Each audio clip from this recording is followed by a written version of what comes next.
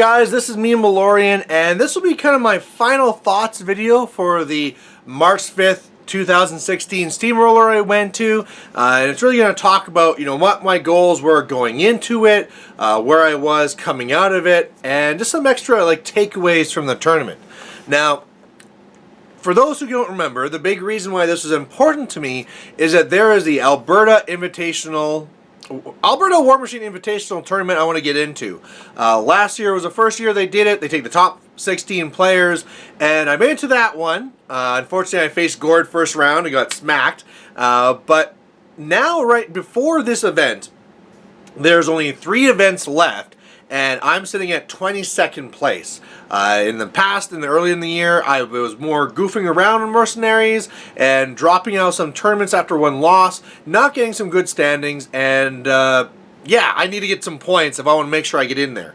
Now, it's not an impossible feat because some people actually won't be doing this. They'll be doing Guild Ball because Guild Ball has a crazy prize where at GrotzCon, the winner for that will get like a free trip to London and stuff. So it's hard to compete with that. So some people, even though they'll be higher than me, won't be competing, so I'll be moved up that way. GrotzCon, where it's happening as well, is also the same time as Adepticon, so some people will be going to that, but still, I need to get some points to get higher up.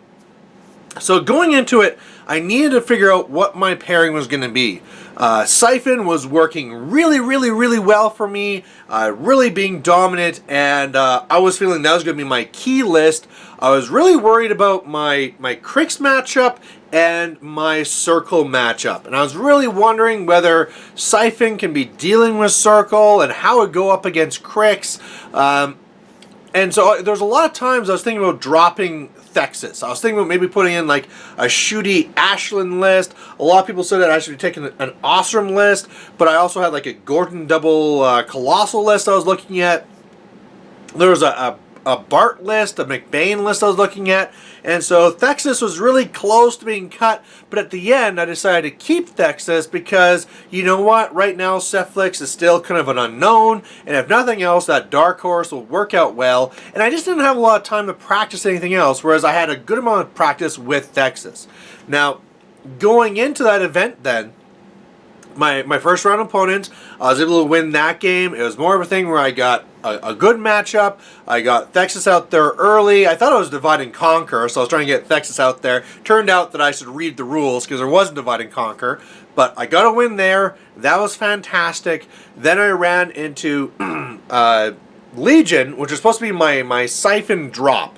And in that one there, by the way, spoilers. If for whatever reason you're watching this first before the battle reports, stop, go back and watch because there's going to be spoilers. But either way, in that one there, I really felt well because that was supposed to be my matchup.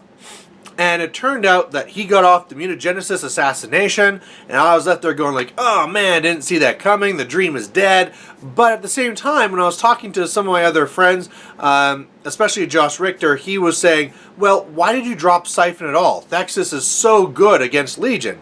And this is where I got a little bit more into the Adrenal Flood. The Benders have 3 different tricks they can do.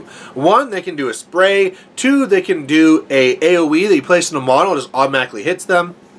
And they can also do Adrenal Flood. Now, Adrenal Flood I never really got into because of how, when you do it in the same unit, it's kind of awkward. We have to walk up, and then they go up. You don't get a charge. But he was showing me like the way that he does his deployment and the way that you do it on the slavers. And so all of a sudden you're getting these massive charges off. And when you look at that, when you have a slaver that has Adrenal Flood and is underneath the Instigate from the agitators as well, Mat 5 is garbage. But when that goes up to Mat 11, holy crap, you're hitting anything easily. You're hitting Kane 2 on 6s. Also, if you have a normal PAL 13, which isn't bad, all of a sudden that's going up to 19. And these guys can really crank out some major damage. So, I really got me thinking more about my Thexus list. Went into the second game, ended up against our third game, ended up being against Gord, which I thought was going to be done for, but I was able to figure it out with Thexus. Got my first win ever against Gord, which is a hooray, like a huge, before you die list. I want to make sure I do this at least once type thing, right? Or try to. But yeah, so that was a major achievement. But it was also more the thing on Texas and learning more of the way he works. Which is, again, I was almost ready to get rid of Texas. Texas was almost at that point where like he was going to go back on the shelf and I was going to bring somebody back in. And now I'm realizing, wow, there's a lot more of this guy that I just haven't even got into yet.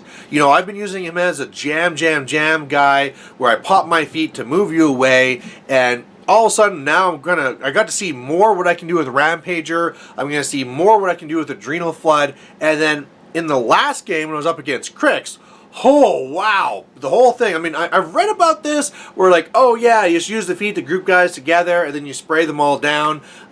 You know, especially in the tier list where Overlords are unlimited, you can get some crazy sprays going. But I've never really done that very much. You know, I grouped up a few things so I could walk a guy in the middle and like, boom, AoE, you're all gone. But this was extreme. This was crazy, where basically this one feat took away 90% of his army. It was devastating. It was amazing. And whereas before I was like, I don't know how the Crix matchup goes. Holy crow, is that Crix matchup in my favor. I mean, maybe if you're Gaspy 2 and it's a thing where like you're trying to excarnate me and explode things with Bile Thralls and I'm spraying back, it'll be like this weird type of back and forth thing. But wow, Cephalix can clear out, especially Texas, can clear out dudes for days. And that was amazing. So, at the end of the event, I went 3-1. And, by the way, I got to mention on this, too, that on my intro one, somebody came on here. I'm not going to say their name because, first of all, they just gave me initials. But they said that if you go 3-1 with Cephalix, you have a really weak meta. And that is completely false. In Alberta here, we have a strong meta, and Cephalix is good. They're really limited right now where we don't have that many options, but wow, is the especially like in the tiers as well, or push it even further. You know, that Siphon tier is amazing, with all the Wreckers going to super crazy strength. Texas is amazing. All the abilities, the Mind Benders is amazing. And I don't know how anyone could say they're bad. And as we get more releases, it's just going to get better. So if you don't know what Cephalix does, and they're not in your meta yet, I look into them because they're really good. I really expect more mercenary players to be switching over to at least one Cephalix in their pairing. But anyway, getting back past that, I went 3-1. Now, there are 37 players at this event, and you need to be...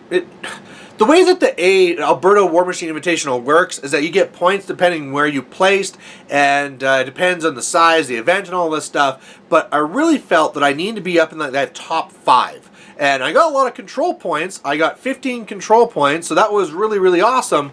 However, my strength of schedule was garbage. My first opponent didn't win any games. My second opponent, he won 2 games. My last opponent won 2 games. And then Gord, who normally does really, really well, just must have had an off day and only won 1 game. It almost takes away that victory for me. Like, for me, it was like, yeah, ribbons and parties and streamers. Hooray, I finally beat Gord. And then it just turned out he was kind of having like an off day. So, okay. But that meant my strength of schedule was so bad that I was at the very bottom ranking for all the 3-1s, and I came in 11th. So that was not what I was looking for. My brother, who was also 3-1, he was up there at 5th, and it just because his strength of schedule is higher, right? So, you know, that's out of your control. What can you do? Luckily, now, unfortunately, the person who does all the numbers and the stats, he's on vacation right now, but it looks like that moved me up from 22nd place to 19, so a little bit closer, but again, I really needed this to be like a big jump, and it wasn't that. So, I mean, some people are saying, you know, Malorian, you're going to make it anyway. With the people who are dropping, you're going to make it in the top 16, but there's still 2 more events. There's one in 2 weeks in Grand Prairie that I'll be driving up to, and there's another one in Calgary the week after. Both of those have auto invites, so again, somebody who's not even in those top could win those and boom, be forced into one of those spots. And that would really hurt. I really need to kind of go big in those, but we'll talk about those as those come up. Otherwise, yeah, what a shift in thinking. You know, whereas Siphon for days, and now Thexus is almost on the way out, now I'm all Thexus. I want to pull this guy back in. I want to be playing more with him. I'm starting to think about other builds too, where maybe the press gangers come out and I put in another unit of slavers so I have more to actually use the benders on. Of course, now really realizing how the benders work, looking back at Siphon and saying, well, as awesome as those wreckers are, maybe I should be going for the bender spam and stuff like that, right? So it's really, you know, whereas I thought like I kind of settled into my Cephalic spot, now all of a sudden I'm really rethinking everything and wondering if I should be doing this and this and this. And yeah, it's exciting and it's great. So either way, thanks to all you guys who watch all my reports. There'll be more coming as more tournaments are coming with these. And then hopefully in the end, I'll make it to GarageCon for April, and we'll have all those reports as well. So thanks for watching. If you have any comments on my lists or any of the games or the way that any of the systems work, just let me know. Post it down below, and we'll catch you later. Bye, guys.